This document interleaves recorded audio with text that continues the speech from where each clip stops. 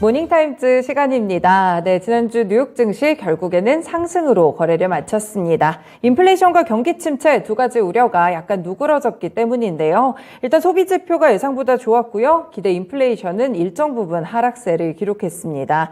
일단 오늘의 반등 어떤 의미를 가질지 상당히 중요한 구간인데요. 그리고 아시다시피 이번 주에는 중요한 기업들의 실적 발표도 있습니다. 테슬라, 넷플릭스, 기술주들을 포함해서 대거 실적 발표가 있을 텐데 좀 변동성이 있는 한 주가 될 수 있기 때문에 미리미리 전략들 좀 알아보겠습니다. 토마토 투자클럽의 최원재 전문가님 함께합니다. 전문가님 안녕하세요. 안녕하십니까.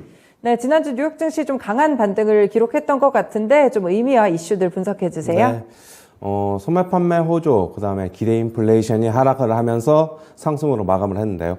다우가 2.1% 상승, 나스닥이 1.8% 상승, S&P 500이 1.9% 상승했습니다.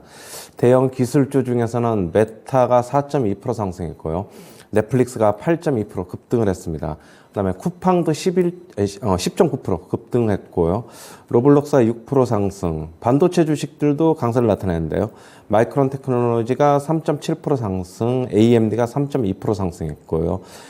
네덜란드 장비 업체인 ASML이 4.1% 상승했습니다.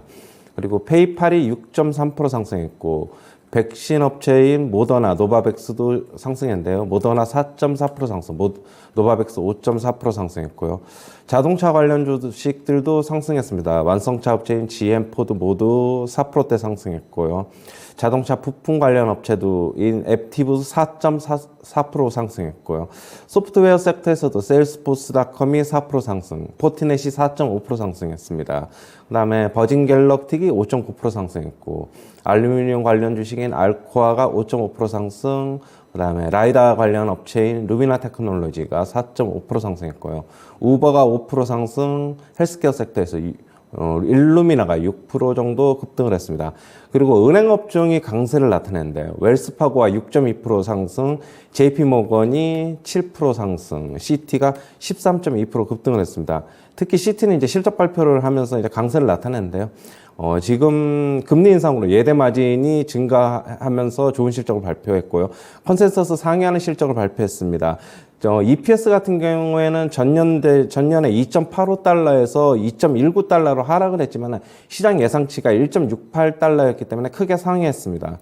그리고 6월 소매 판매가 전월 대비 1% 증가했는데요. 시장 예상치는 0.8%였는데 소폭 상회했습니다.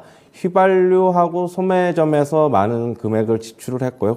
그리고 자동차 판매량도 다시 증가한 게 영향을 미쳤습니다. 그리고 5년 기대 인플레이션이 6월에 3.1%에서 7월에는 2.8%로 하락을 했는데요.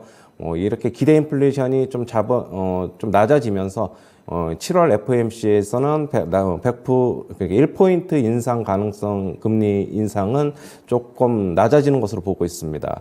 그다음에 세인트루이스 연은총재는 미국의 기준금리를 연말까지 3.75에서 4%로 인상해야 한다라고 얘기를 하고 있는데요. 기존의 이 세인트루이스 연은총재의 입장은 연말까지 3.5%였습니다. 그리고 지금 7월에 100bp, 그러니까 1% 인상 선호 질문에는 정확하게 답변하지 않았고요. 지금 결국에는 세인트루이스 연은총재는 먼저, 그러니까 지금 7월에 1%를 올리고 나중에 좀 적게 올리나, 지금 적게 올리고 나중에 더 많이 올리나, 그거는 별 차이가 없다라고 얘기를 하고 있습니다. 결국에는 총량으로 봐야 된다, 이렇게 보는 것을 보고 있습니다. 그 다음에 애틀란타 연은총재는 금리를 너무 극적으로 움직이면 그러니까 급하게 빨리 올리면 안 된다, 그렇게 얘기를 하고 있는데요. 지금 75bp 인상도 매우 크다라고 얘기를 하고 있고요. 더 크게 인상하면은 투자자들이 걱정할 것이다 라고 얘기를 하고 있습니다. 그 다음에 IMF 총재는 금리 인상 효과로 내년에는 인플레이션이 진정될 것이라고 얘기를 하고 있는데요. 원유, 곡물, 금속 등의 상품 가격 상승세가 정점 찍었다라고 얘기를 하고 있습니다. 결국에는 경기 침체로 인해서 상품 가격 하락세가 지금 나타나고 있는데요. 하지만 이제 내년까지 이렇게 인플레이션이 계속 떨어질 때까지는 금리 인상을 지속해야 한다라고 얘기를 하고 있습니다. 네, 금리와 관련된 이야기들 그리고 종목별로 실적 발표한 기업들도 있는데 하나하나 좀 뜯어봤습니다. 일단 오늘의 상승 소비 지표가 좀 원인이 될 것 같은데 상당히 중요합니다. 이 소비가 꺾이면 또 경기 침체라는 전망이 강화가 되는데 이렇게 소비 지표가 괜찮았으면 아직은 좀 소비가 굳건하다 이렇게 해석을 해봐도 되나요? 그것도 그렇고 여전히 그러니까 소비가 뭐 지금 시장 예상치는 0.8%였잖아요. 네. 좀 애매하게 높죠. 그럼 뭐 아주 높은 것도 아니고 아주 뭐 낮은 예상치 못 미친 것도 아니고. 네. 그리고 소비는 뭐 아직까지 지탱이 되고 있다라고 보여지고 있고요. 왜냐하면은 뭐 일단은 전체적으로 물품 가격이 많이 올랐잖아요. 그쵸, 그렇게 네. 본다면은 금액 자체가 지출하는 게 계속적으로 어느 정도 커지고 있기 때문에 그냥 유지가 되고 있다고 봐야 되겠죠.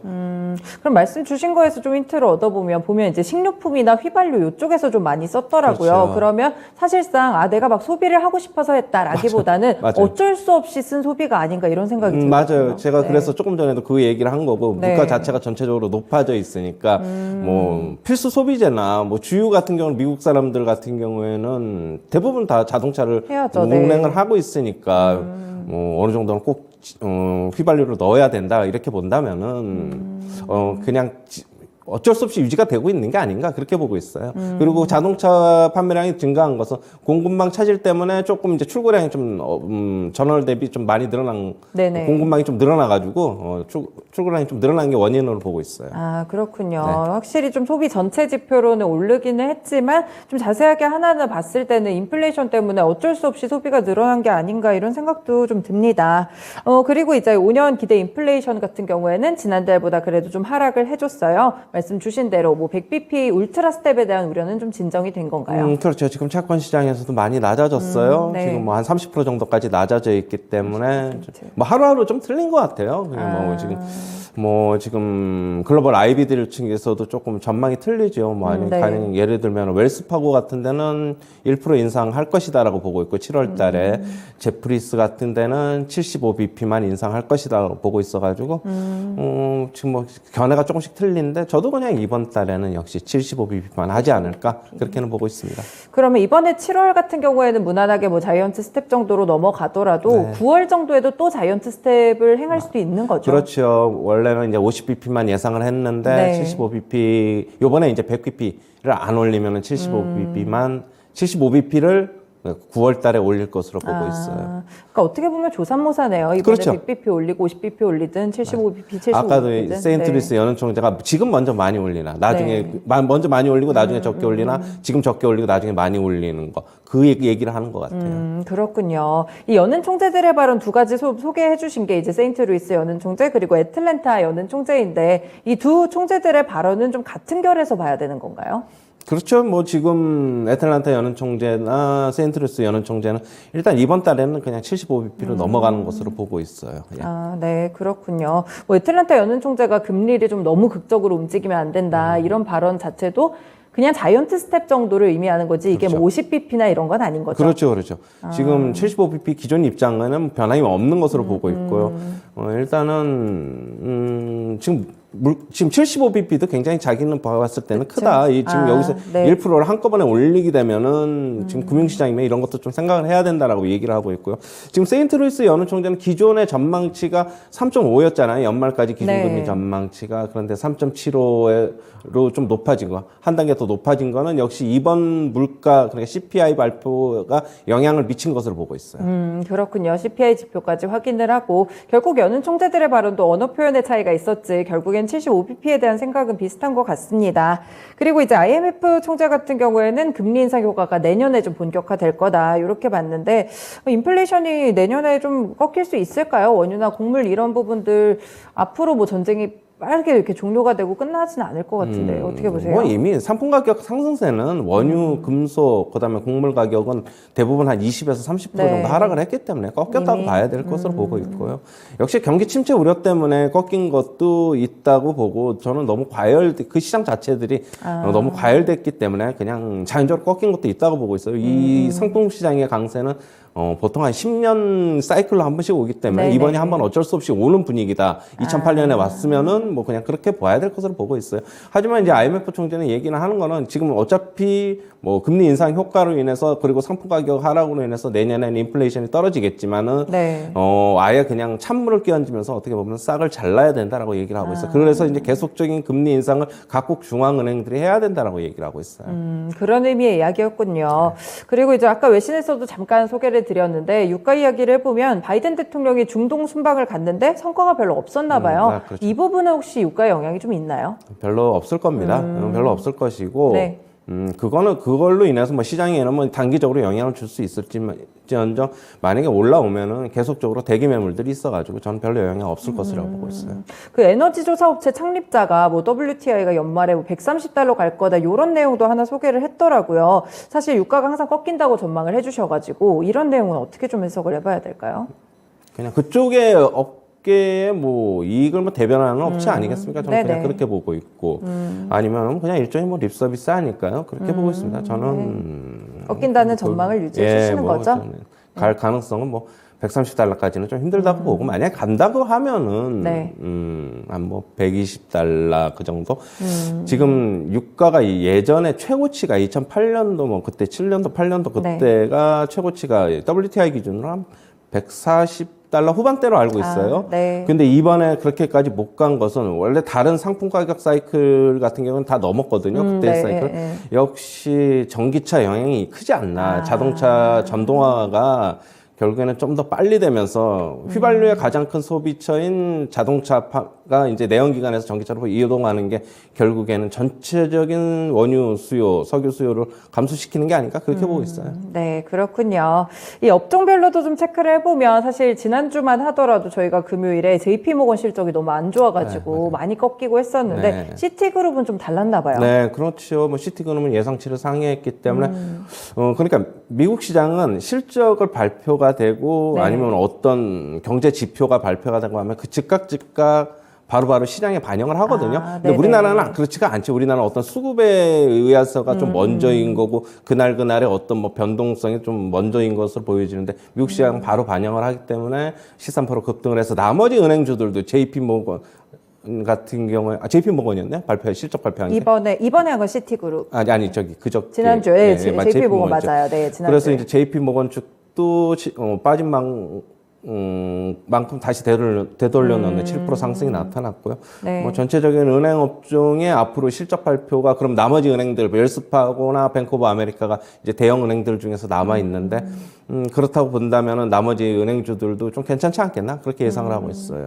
즉각 시장이 좀 반영이 된다고 하니까 말씀을 드리는데 또 이번 주에 넷플릭스랑 테슬라 또 발표가 있잖아요. 그렇죠. 그럼 요 얘네들 실적 발표를 한 다음에도 지수 양방이 좀 달라질까요?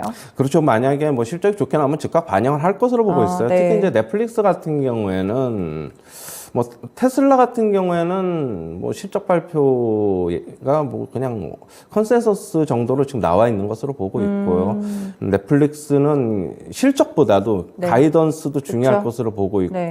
지금 향후에 지금 가입자가 어느 정도 늘어날 것이고 어느 정도 줄어들 것이냐는 그런 멘트가 더 중요할 것으로 보고 있어요. 가이던스에 대한 향방을 네. 좀 확인해보자 라고 말씀 주십니다.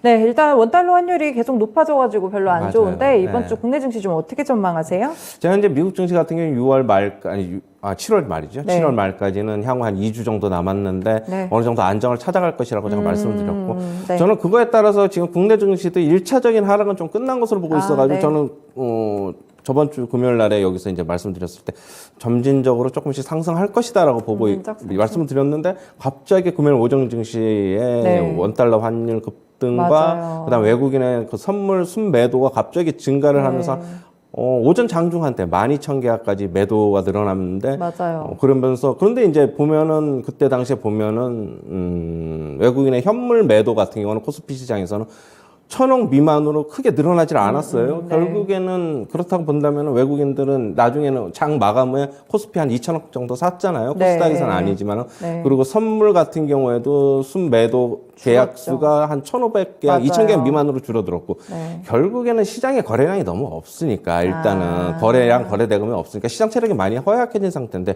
외국인들은 주식을 사고는 싶은데 결국에는 싸게 사야 된다. 그럼 네. 결국에는 많이 팔아놨잖아요. 지금 싼 가격에 많이 팔아놨는데 그쵸. 다시 되살려고 하면은 결국에는 프로그램 매도, 선물 매도를 급격하게 증가를 시키면서 프로그램 매도를 유발을 하면서 주식을 산 게 아닌가 그렇게 보고 있어요. 당분간은 우리나라 증시도 저는 7월 말까지는 어느 정도 그래도 조금 한 2,400까지는 한번 가지 않겠나 그렇게 보고 있고요. 외국인들은 지속적으로 만약 시장이 좀 흔들리거나 자기네들이 의도적으로 프로그램 매도를 유발해서 좀 싸게 살려는 움직임은 좀 나올 것이라고 저는 보고 있습니다. 그렇군요. 이번 달에 또 외국인이 순매수로 돌아섰다고는 하던데 이 점진적인 상승을 좀 기대해 볼 수 있을지 좀 기대가 됩니다. 시장 체력이 별로 좋지가 않아요. 거래 대금이 상당히 많이 낮아졌기 때문에 이렇게 외국인 수급 향방에 따라서 더 갈대처럼 흔들리는 모습이 좀 나오고 있는 것 같습니다. 삼성전자가 6만 원 선 그래도 복귀를 맞아요. 바로 해가지고 이 부분도 살짝만 좀 말씀 주시겠어요? 어떻게 보시나요? 저는 한 6만 2, 3천 원 정도까지는 원래 좀 보고 있었는데 그렇다고 네. 이제 오전 방송에서도 말씀을 드렸고 네. 6만 원 초반 정도까지는 회복인데 그 이후의 상황은 조금 더 지켜봐야 될 것으로 보여요. 회복한다고 해서 이게 지금 저는 바닥이라고 보지는 않고 있어요. 네. 만약에 지금 저는 아직까지는 전체적으로 주식시장 회복을 하려고 하면 좀 더 시간이 필요하다라고 보고 있고 한 결국에는 뭐 3분기 말이나 이 정도 4분기 초는 돼야 되지 않느냐. 결국에 여름은 좀 지나봐야 되지 않느냐. 그렇게 본다면 삼성전자가 저점을 깰지 안 깰지는 모르겠지만은 다시 한번 그 정도 선으로 다시 내려올 가능성이 있다. 이렇게 보셔야 되겠죠. 네, 그렇군요. 신중한 의견을 주십니다. 오늘 말씀 여기까지 드릴게요. 고맙습니다. 네, 감사합니다. 네, 미국 증시도 실적 시즌, 국내 증시도 실적 시즌에 와 있습니다. 다만 좀 다른 부분들은 국내 같은 경우 현재 거래 대금이 많이 낮아졌다는 점인데요. 여러 가지 지표들 기다리는 속에서 약간의 반등을 또 기대감이 좀 올라오고 있는 부분들도 있거든요. 외국인 수급과 원달러 향방 잘 주시하시면서 대응해 보시길 바라겠습니다. 지금까지 모닝타임즈 시간이었습니다.